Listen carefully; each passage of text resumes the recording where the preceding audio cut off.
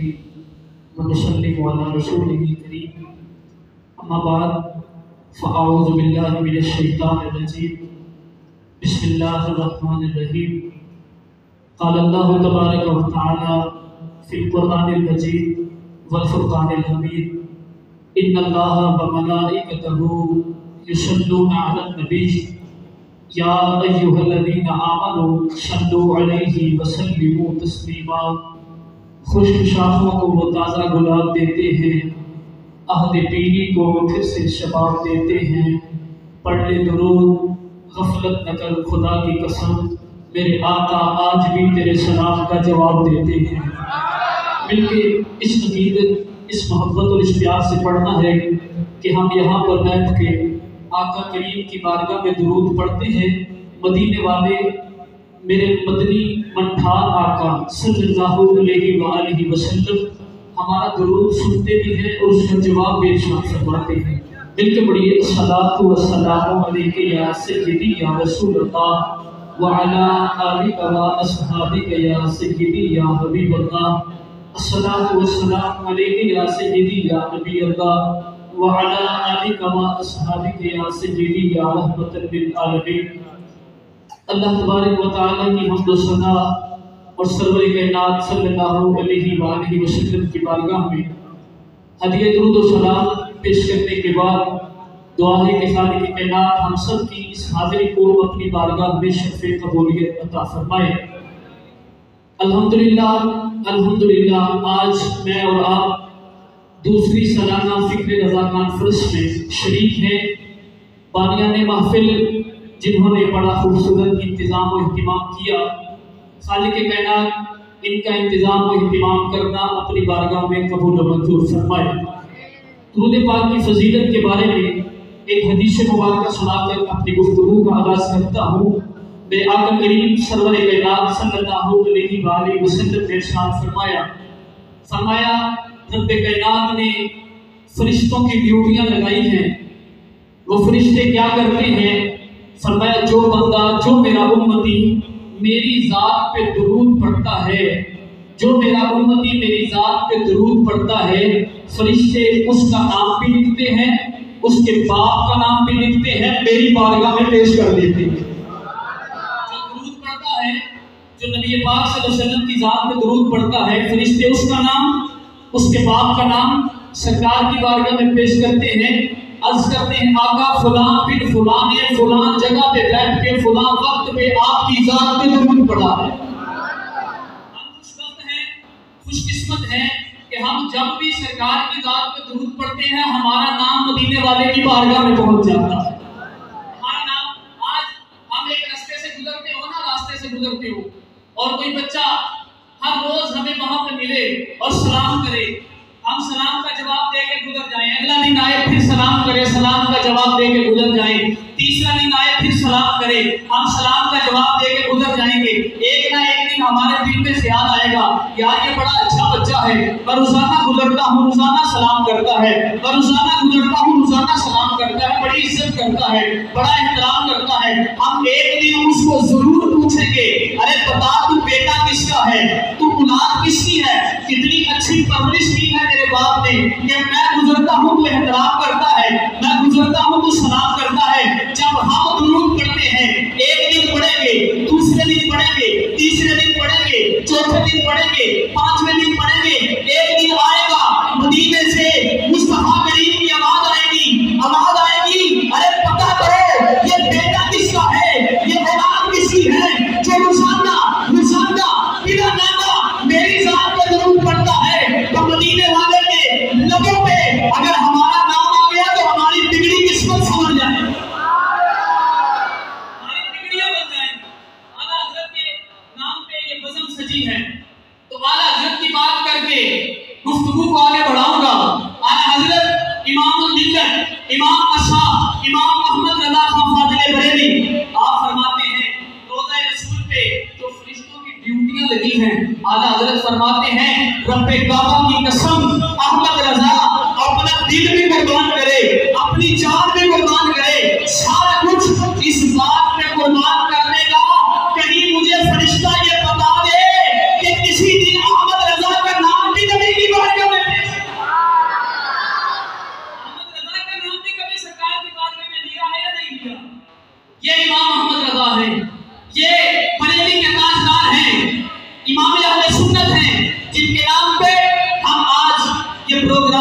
یہ بزم سجا کے بیٹھے ہیں. تو آئیے اس پروگرام کا آغاز، اس بزم کا آغاز باقاعدہ آیات بینات سے کرتے ہیں. میں تلاوت کلام پاک کے لیے ملتمس ہوں جناب قاری القرآن فخر القرآن جناب قاری محمد بابر صاحب، وہ تشریف لاتے ہیں اور آیات بینات سنا کر ہمارے قلوب و اذہان کو منور فرماتے ہیں. آپ نے حصول برکت کے لیے نعرے کا جواب دینا ہے. قاری صاحب کا استقبال کرتا ہے. نعرہ تکبیر، اچھی بول میرے ویر، نعرہ رسالت، دونوں ہاتھ اٹھا کے نعرہ رسالت. یہ نعرہ یا رسول اللہ لگانا ہم نہ چھیڑیں گے. یہ نعرہ یا رسول اللہ لگانا ہم نہ چھیڑیں گے. نبی کی یاد کی محفل سجانا ہم نہ چھیڑیں گے. کہے کہ چھوڑ دیں گے ہم جہاں کی محفلیں ساری، مگر میلاد کی محفل سجانا ہم نہ چھیڑیں گے. نعرہ رسالت، نعرہ رسالت، نعرہ رسالت، نعرہ تحقیق، نعرہ حیدری، تاجدار ختم نبوت، تاجدار ختم نبوت، تاجدار ختم نبوت. عشق و محبت، عشق و محبت، اعلیٰ حضرت، اعلیٰ حضرت. عشق و محبت، عشق و محبت، عشق و محبت، عشق و محبت، عشق و محبت، عشق و محبت. سبحان اللہ. جس کو رب کا قرآن سن کے سرور آیا ہے وہ بولے ذرا سبحان اللہ. بلند آواز سے بولے ذرا سبحان اللہ. خالق کائنات قرآن میں ارشاد فرماتا ہے قد جاءکم من اللہ نور و کتاب مبین. فرمایا پس تحقیق تمہارے پاس نور آیا اور روشن کتاب آئی. مفسرین کرام فرماتے ہیں کہ جو رب نے کائنات میں نور بھیجا ہے اس نور سے مراد کملی والے کی ذات ہے. جس کو سمجھ آئی ہے وہ بولے سبحان اللہ. مفسرین فرماتے ہیں خالق کائنات نے، جو رب نے کائنات میں نور بھیجا ہے وہ نور کوئی اور نہیں ہے، وہ آمنہ کے لال کی ذات ہے. اور روشن کتاب جو خالق کائنات نے بھیجی ہے وہ روشن کتاب کوئی اور نہیں ہے، رب کا قرآن ہے. اب دو چیزیں رب نے فرمایا کہ تمہارے پاس آ گئی، ایک آمنہ کے لال کی ذات ہے، ایک رب کا قرآن ہے. ایک قرآن جنت کے قریب کرنے والا ہے، دوسرا جنت کو تکشیف کرنے والا ہے. ایک جنت کے قریب کرنے والا ہے، دوسرا جنت کو تکشیف کرنے والا ہے. ایک قرآن کے پارے حسین ہیں، میرے مصطفیٰ کے نظارے حسین ہیں. اس قرآن کے پارے حسین ہیں، میرے مصطفیٰ کے نظارے حسین ہیں. ارے سنو، اس قرآن کی سطریں کالی ہیں، میرے آقا کی زلفیں کالی ہیں. اس قرآن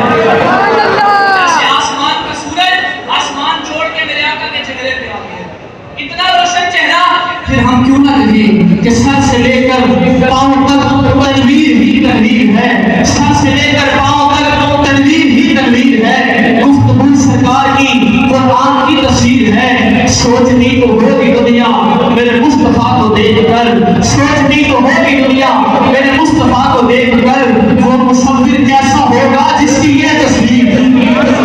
مصور کیسا ہوگا جس کی یہ تصویر ہے۔ اور خالق کائنات کے قرآن کا یہ معجزہ ہے کہ رب کائنات کا قرآن آج سے کم و بیش 1450 سال پہلے جس حالت میں نازل ہوا تھا آج بھی اسی حالت میں ہمارے پاس موجود ہے، کیونکہ رب کائنات نے فرمایا اِنَّا نَحْنُ نَزَّلْنَا الذِّکْرَ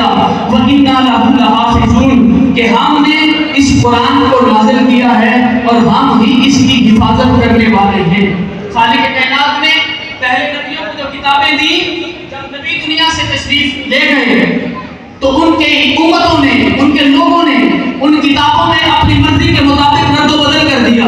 تبدیلیاں کر دی، تحریف کر دی، لیکن رب کا قرآن جس حالت میں میرے مصطفیٰ کے سینے پر نازل ہوتا رہا ہے آج بھی اسی حالت میں موجود ہے۔ شاید کہتا ہے سلاطین عالم اپنی جگہ ہیں، مدینے کا سلطان اپنی جگہ ہے، سلاطین عالم اپنی جگہ ہیں، مدینے کا سلطان اپنی جگہ ہے، بدلتی رہی آسمانی کتابیں محمد کا قرآن اپنی جگہ ہے، بدلتی رہی آسمانی کتابیں، لیکن میرے آقا کا قرآن اپنی جگہ ہے، کیونکہ قول محمد قول خدا ہے، فرمان نہ بدلا جائے گا، قول محمد قول خدا ہے، فرمان نہ بدلا جائے گا، بدلے کا زمانہ لاکھ مگر قرآن نہ بدلا جائے گا، بدلے کا زمانہ لاکھ مگر قرآن نہ بدلا جائے گا، بدلے کا زمانہ لاکھ مگر قرآن نہ بدلا جائے گا۔ رب کائنات نے پہلے نبیوں کو جب وحی دینی ہوتی، پیغام دینا ہوتا تو رب ان کو ایک مقام پہ بلاتا، ایک جگہ پہ بلاتا کہ وحی دینے کے لیے اس جگہ پہ آئے، پیغام لے جا کے اپنی امت کو بتائیں، پیغام دینے کے لیے ایک خاص جگہ پر تشریف لے کر آتے، وہ اللہ کے پیغمبر، اللہ کا پیغام مل جاتا، وہ جا کے اپنے لوگوں کو اپنی امتوں کو بتا دیا کرتے تھے، لیکن جب باری آمنہ کے لال کی آئی، جب آپ کے اور میرے نبی کی باری آئی، رب کائنات نے فرمایا جبریل جی مولا، فرمایا اب قانون بدل دیتے ہیں، مولا اب قانون کیا ہوگا؟ فرمایا پہلے قانون یہ تھا چل کے آنا پڑے گا، پیغام لے کے جانا پڑے گا، لیکن اب میرے محبوب کی باری آئی ہے جس کے لیے میں نے ساری کائنات کو بنایا ہے، اب اس نبی کی باری آئی ہے جس کے لیے میں نے اپنا رب ہونا ظاہر کیا ہے، اب اس نبی کی باری آئی ہے جس کے لیے زمین بنائی ہے، آسمان بنائے ہیں، جنت بنائی ہے، ساری کائنات کو پیدا کیا ہے، اب اس نبی کی باری ہے، اب قانون بدل دینا ہے، مولا اب قانون کیا ہوگا؟ فرمایا اب قانون یہ ہوگا کہ جدھر جدھر آمنہ کا لال جائے، جدھر جدھر میرا محبوب جائے، جدھر جدھر میرا نبی جائے، جدھر جدھر میرا نبی جائے، جدھر جدھر میرا محبوب جائے، تم قرآن لے کے پیچھے پیچھے چلے جانا۔ پھر کائنات نے وہ منظر دیکھا، وہ نظارہ دیکھا، وہ حسین منظر دیکھے، میرے آقا مکے میں ہیں، جبریل قرآن لے کے مکے میں آ رہے ہیں، میرے آقا مدینے میں ہیں، جبریل قرآن لے کر مدینے میں آ رہے ہیں، میرے آقا احد میں ہیں، جبریل قرآن لے کے احد میں آ رہے ہیں، میرے آقا بدر میں ہیں، جبریل قرآن لے کے بدر میں آ رہے ہیں، میرے آقا خندق میں ہیں، جبریل قرآن لے کے خندق میں آ رہے ہیں، میرے آقا حجرہ عائشہ صدیقہ رضی اللہ تعالیٰ عنہا میں ہیں، جبریل قرآن لے کے حجرہ عائشہ صدیقہ کی بارگاہ میں آ رہے ہیں۔ ارے میرے نبی جدھر جدھر جاتے تھے جبریل قرآن لے کے پیچھے پیچھے چلا جاتا تھا، پھر ہمیں کہنے دیا جائے کہ قرآن تیری رحمت کا دیوان نظر آیا، قرآن تیری رحمت کا دیوان نظر آیا، تیری سیرت و صورت کا عنوان نظر آیا، تیری سیرت و صورت کا عنوان نظر آیا، بازار سے آنکھیں والشمس حروفنا سے قرآن کے چہرے پہ قرآن نظر آیا،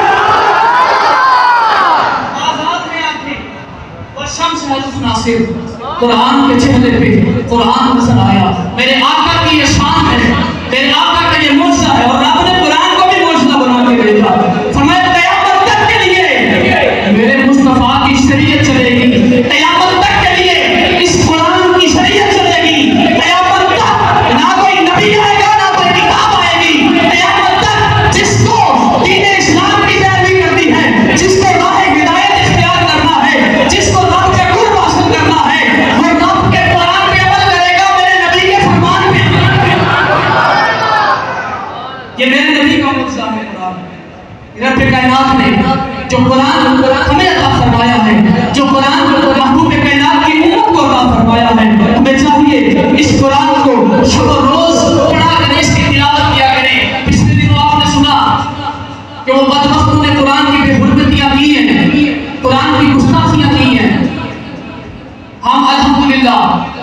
الحمدللہ ہم مسلمان ان کو